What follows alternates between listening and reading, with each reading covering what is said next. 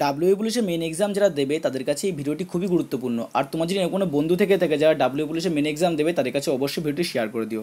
আর যদি তোমরা PDF file কিনতে চাও আমার কাছে, অবশ্যই ডেসক্রিপশনের নিচে কমেন্ট করে বলো, তাহলে অবশ্যই জানতে পারবো, তাহলে আমি সেই হিসাবে সেট তৈরি করব। চলো কথা না বাড়িয়ে শুরু করে নেওয়া যাক। আর কোথা থেকে কতটাগুলো প্রশ্ন এসেছিলো সমস্ত বিষয় আজকে A to Z আলোচনা করবো, তাই ভিডিওটি স্কিপ না করে A to Z দেখতে লাগো। হাতের লেখা খারাপ হওয়ার জন্য আন্তরিকভাবে দুঃখিত, তবে প্রত্যেকটা বিষয় ভালোভাবে বুঝিয়ে দেবো, কোথা থেকে কেমন প্রশ্ন এসেছিলো, কী ধরনের প্রশ্ন এসেছিলো, সমস্ত কিছু আলোচনা করবো। তো দেখো, ইতিহাস থেকে প্রশ্ন এসেছিলো 9টি প্রশ্ন এসেছিলো। সবচেয়ে বেশি প্রশ্ন যদি কোনো এসে থাকে তো ইতিহাস থেকে এসেছিলো 9টি প্রশ্ন তোমাদেরকে দেওয়া হয়েছিল। দেখো আমি কিন্তু হিসাব করে নিয়েছি, 9টি প্রশ্ন তোমাদের দেওয়া ছিল ইতিহাস থেকে। ভূগোল থেকে দেওয়া হয়েছিল 2টি প্রশ্ন, আর বিজ্ঞান থেকে দেওয়া হয়েছিল 8টি প্রশ্ন, খেলাধুলা থেকে দেওয়া হয়েছিল 3টি প্রশ্ন। ঠিক আছে, দেখতে পাচ্ছ। এছাড়াও এক্সট্রা যে প্রশ্নগুলো ছিল আরও বিভিন্ন ধরনের প্রশ্ন এসেছিলো, যে যেমন দেখো একটা দপ্তর দিয়েছিল, একটা দিবস দিয়েছিল, একটা লেখক, একটা বইয়ের নাম দিয়ে লেখকের বই, এই নিয়ে 3টি প্রশ্ন এরকম এসেছিলো। মোট এই নিয়ে এরকম 25টা নাম্বার এসেছিলো তোমাদের। জিকে এসেছিলো লেডি কনস্টেবলের। ঠিক আছে, সেম টাইপের তোমাদের কিন্তু ইতিহাসের উপরে ফোকাস বেশি দিতে হবে, কারণ যতবারই এক্সাম হয় যে এক্সামই হয় পুলিশের ক্ষেত্রে, ইতিহাস থেকে কিন্তু প্রশ্নটা বেশি আসে, আর বিজ্ঞানের ভিটামিন চ্যাপ্টারগুলো থেকে প্রশ্ন বেশি আসে। তাই এই জায়গাগুলোকে ভালো করে মজবুত হও, তাহলে দেখবো অনায়াসে এই এক্সামটা ক্র্যাক করতে পারবে আশা করি। তো আশা করি এখানে বুঝতে কোনো অসুবিধা নেই। তাহলে তোমরা দেখতে পাচ্ছি ইতিহাস থেকে 9টি, ভূগোল থেকে 2টি, বিজ্ঞান থেকে 8টি, খেলাধুলা 3টি, আর এক্সট্রা আরও প্রশ্ন যেগুলো অনেক সময় পারাও যায় অথবা নাও পারা যায়, এরকম 3টি প্রশ্ন এসেছিলো। এবার সে ইংলিশ। দেখো, ইরর কারেকশান এসেছিলো 7টি এসেছিলো।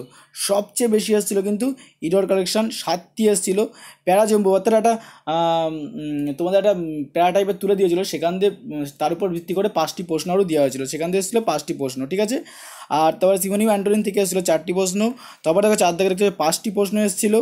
তারপর দেখো ভয়েস চেঞ্জ থেকে এসেছিলো 1টি প্রশ্ন, আর ন্যারেশন চেঞ্জ থেকে এসেছিলো 1টি প্রশ্ন। তাহলে তোমাদের কিন্তু ইরর কালেকশনের প্রতি কিন্তু বেশি নজর দিতে হবে ডাব্লিউ পুলিশ তোমরা পাস করতে গেলে, কারণ এই প্যাটার্নেই প্রশ্ন আবার ওরা কিন্তু তৈরি করবে, কারণ এই প্যাটার্নেই প্রশ্ন তৈরি হয়ে আসে, আমি যতবারই এক্সাম দিয়ে খেয়াল করেছি।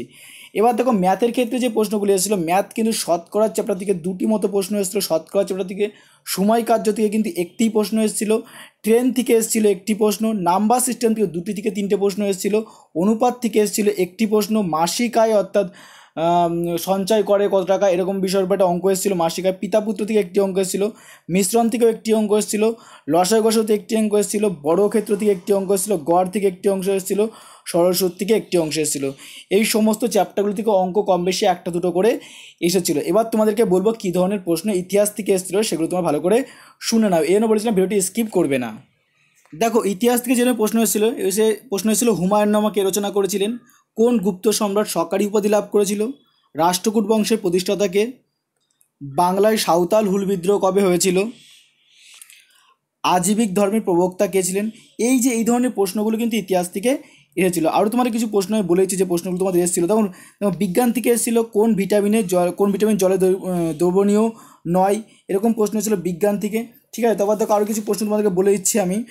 কোন ধাতুটি জলের চেয়ে হালকা, একদম কিছু পাতি প্রশ্ন এসেছিলো লেডি কনস্টেবলের ক্ষেত্রে।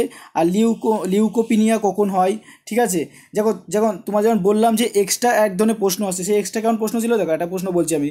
ভারতের উৎকর্ষ পরিষদের সাম্প্রতিকতম সপীক্ষায় কোন রেল স্টেশনটি দেশের মধ্যে পরিচ্ছন্নতম রেল স্টেশনের তকমা পেয়েছে।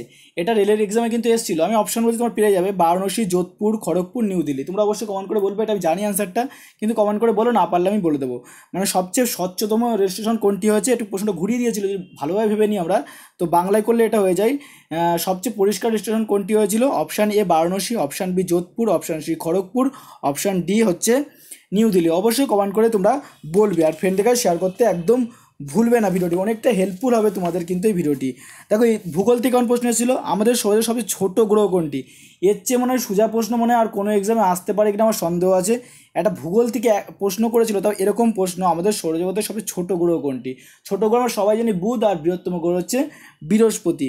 দেখো, আরেকটা প্রশ্ন এসেছিলো যেটা আমরা সবাই মুখে ছোটোবেলা থেকে পড়ি, বৌদ্ধ ধর্মগ্রন্থ ত্রিপিটক কোন ভাষায় রচিত। বৌদ্ধ ধর্মগ্রন্থ ত্রিপিটক কোন ভাষায়, যে পালি ভাষায় রচিত, এ তো আমরা সবাই জানি কম বেশি। তাই এরকম পাতি কিছু প্রশ্ন করেছিল, আশা করি এই ধরনের প্রশ্নই তোমাদের কিন্তু পরীক্ষায় দেবে। আরও তোমাদের কিছু প্রশ্ন তোমার সাথে আলোচনা করছি, দেখো তোমার সুবিধা হবে। দেখো যে প্রকাশ পাডুকন কোন খেলার সঙ্গে যুক্ত। আমি অপশন বলছি, তোমরা অবশ্যই কমেন্ট বক্সে বলে প্রকাশ পাডুকন কোন খেলার সঙ্গে যুক্ত। Option A hockey, option B badminton, option C cricket, আর অপশান ডি হচ্ছে কবাটি। ঠিক আছে, তো এই ধরনের প্রশ্ন এসেছিল। তোর আরেকটা প্রশ্ন হচ্ছে, দেখো একজন প্রাপ্তবয়স্ক মানুষের দেহে কতগুলি হাড় থাকে? মনে করি এর চেয়ে সোজা প্রশ্ন কোনো এক্সামে সত্যি বলছি আসে কিনা সন্দেহ আছে। এ তো আমরা ছোটোবেলা থেকে কম বেশি কিন্তু এর সাথে পরিচিত আমরা থাকি। তোমার এটা দেখো বইয়ের যে লেখক, এক্সট্রা প্রশ্ন বলছিলাম লেখক, এটা প্রশ্ন হয়েছিল দেখো, a brief history of time বইটি কার লেখা? A brief history of time গ্রন্থটি কার লেখা? তো এখানে অপশন অনুযায়ী দিয়েছে Thomas Hardy, Jules Verne, Stephen Hawkins, Toni Morrison. তোমরা অবশ্যই কমেন্ট বক্সে বলো, এই অ্যান্সারটাও আমি জানি, তো তোমরা কমেন্ট বক্সে অবশ্যই বলো। অপশন আবার বলছি, Thomas Hardy, Jules Verne, Stephen Hawkins আর টনি মরিসন। আর প্রশ্নটা ছিল a brief history of time, a brief history of time গ্রন্থটি কার লেখা? তো দেখো লসাগু গসাগু একটা প্রশ্ন এসেছিল, দুটি সংখ্যা লসাগু 1050 এবং গসাগু 35 হলে একটি সংখ্যা 210 হলে অপরটি কত? দেখবা সমস্ত অঙ্কগুলো চঞ্চল ঘোষ থেকে এসেছিলো, বেশিরভাগ অঙ্কর টাইপ এসেছিলো কিন্তু চঞ্চল ঘোষ থেকে এসেছিলো। ঠিক আছে, চাপ নেবে না, চঞ্চল ঘোষ ভালো করে প্র্যাকটিস করো, প্রত্যেকটি অঙ্ক কম বেশি কমন পেয়ে যাবে। তারপর দেখো আরও কিছু তোমার প্রশ্ন তোমার সাথে আলোচনা করছে, যেমন দেখো একদম যেমন সোজা প্রশ্ন এসেছিল তখন কিন্তু কঠিন প্রশ্ন এখানে দিয়েছিল। দেখো দিয়েছিল এখানে ফ্লেক্সর পেশির উদাহরণ কি? ফ্লেক্সর পেশির উদাহরণ কি? অপশান এ হৃৎপেশি, অপশান বি ল্যাটিসিমাস ডরসি, হাতের বাইসেপ্ট আর হাতের ট্রাইসেপ্ট। তো এখানে ফ্লেক্সর পেশির উদাহরণ হয়ে যাবে হাতের বাইসেপ্ট। ঠিক আছে, এই উত্তরটা আমি বলে দিলাম, তোমাদেরকে অনেক হেল্পফুল হবে। দেখো আর হচ্ছে তোমার যদি বলা হয়, তোমার জিজ্ঞাসা করো যদি ইয়ে থেকে কী প্রশ্ন এসেছিলো জিআই থেকে, তো জিআইগুলো আমি বলেছি মোটামুটি জিআই থেকে কী ধরনের প্রশ্ন এসেছিলো। দেখো জিআই এর কথা যদি বলা হয়, তো হ্যাঁ জিআই থেকে দেখো, জিআইয়ের কথা যদি বলা হয়, কিছু ছবি দিয়ে দিয়েছিল, ছবিটা বলছিল যে উপরে যে ছবি দিয়ে দিয়েছিল, ছবির সাথে নিচের ছবির কোনটা মানে এক রাউন্ড হয় না, একটার পর একটা ঘুরে যায়, একটার পর একটা ঘুরে যায়, লাস্ট ধাপে কী আসবে ওই ধরনের জিআই এসেছিলো। ঠিক আছে, তোমাদেরকে আরও বলে দিচ্ছি আমি মোটামুটি জিআইগুলো কেমন এসেছিলো।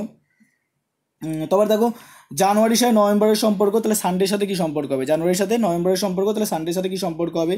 ঠিক আছে, তারপরে এরকম এসেছিলো যে কতগুলি নিচের সংখ্যাবর্গে কতগুলি 5 আছে, যারা অপ্রবাহিত পূর্বে 3 বা 4ও আছে কিন্তু ঠিক পরে 8 বা 9 নেই।